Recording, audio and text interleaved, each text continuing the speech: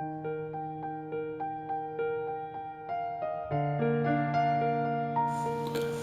Night the Reindeer Flew by Emmett O. Saunders III. A long, long time ago, before the very first celebration of Christmas, there lived a man by the name of Nicholas. Now Nicholas was a happy young man and lived in a little village close to the edge of the North Pole. And every year, on the eve of December the 25th, he would ride in a small sleigh drawn by 8 tiny reindeer up and down the snow-covered streets of the little village, delivering gifts to all the good children. The gifts weren't very costly because Nicholas was only a poor toy maker, and he couldn't afford the materials needed to build expensive presents for so many children. But an eye missing from a teddy bear or a toothless grin from a baby doll only made the gifts more special, since they were made by the good saint. And indeed, Nicholas was a saint, judging from the smiles and laughter that greeted him on the morning of December the 25th every year. Why did he choose the eve of December 25th to deliver gifts? Well, where he lived, the shortest day of the year was December the 21st, and he was able to go home early from work on this day. When he arrived home, Nicholas would immediately begin to prepare gifts for all the good children in the village. And it always took him exactly 3 days to prepare the gifts, because every village child remained good for the whole year. However, one afternoon, 3 days before the 25th, Nicholas was on his way home from work when he was stopped on the street by a very old man. The old man's clothes were tattered and torn, but his wrinkled face smiled cheerfully in the cold December wind. "Hello, Nicholas," the old man said slowly. "I've come a long way to see you." "Do I know you?" Nicholas asked the old man wonderingly. "You do look a bit familiar. Have we met somewhere before?" "I don't think so," the old man said thoughtfully, "but I've heard of your kindness to children from a great many people." "Well, if there's anything that I can do for you at any time, just let me know," Nicholas smiled pleasantly and started to leave. But just then, the old man put his hand on Nicholas's shoulder and looked deeply into the good saint's eyes.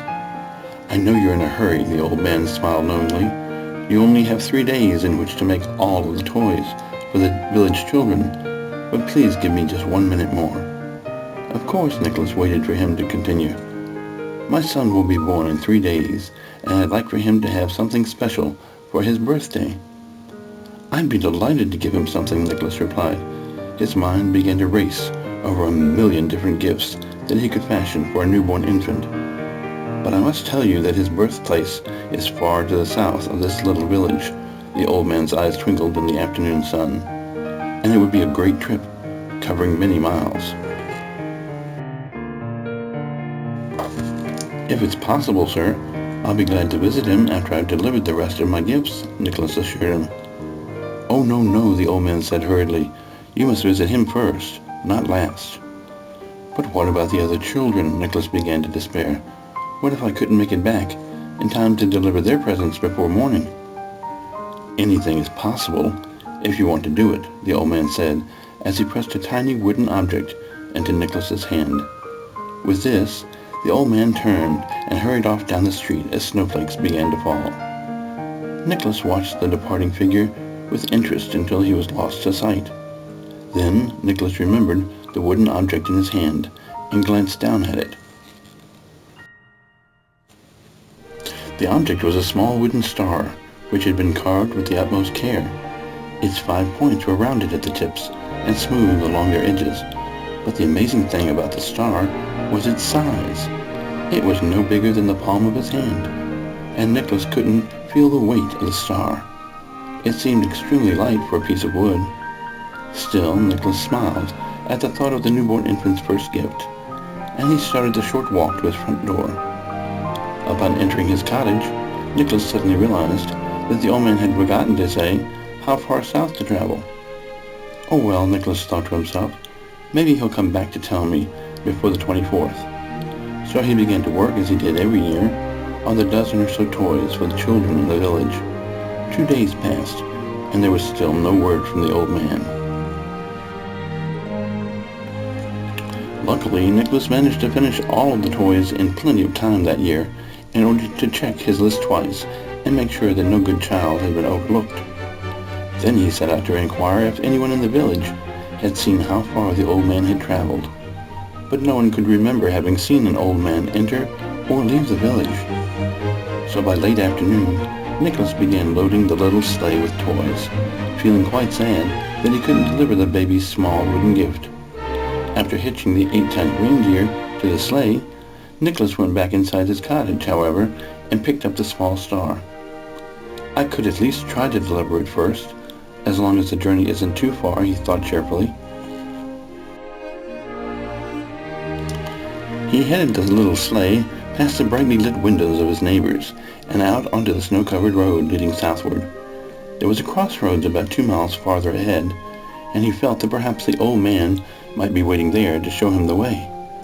The muffled sound of the reindeer's hoofbeats helped to calm his rising fear about the passage of time. He mustn't be gone too long on his errand, otherwise the village children would be heartbroken in the morning to discover that he'd missed his visit. But the rays of the afternoon sun began to dwindle slowly away as the signpost at the crossroads appeared in the distance. "Well, there doesn't seem to be anyone waiting there for me," Nicholas noted sadly. "I might as well start for home." But as he reached for the reins to turn the reindeer around, a figure half hidden in the swirling snow waved to him. His face began to beam as Nicholas recognized the old man of several days before.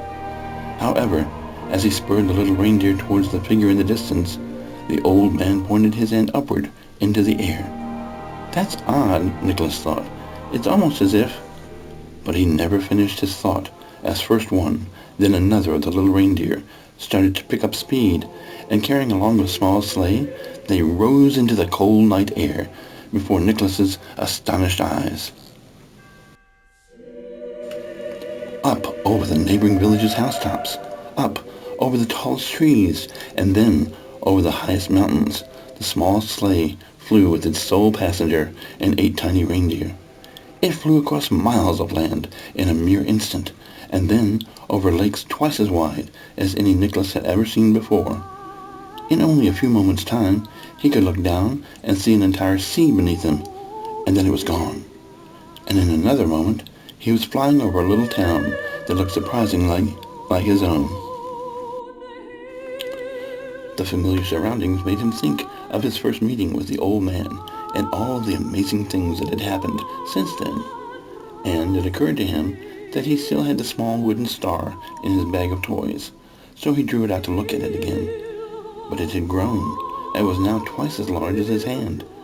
He wondered aloud at this remarkable discovery, but was dismayed the next moment when the star burst into flames due to the sleigh's incredible rate of traveling speed.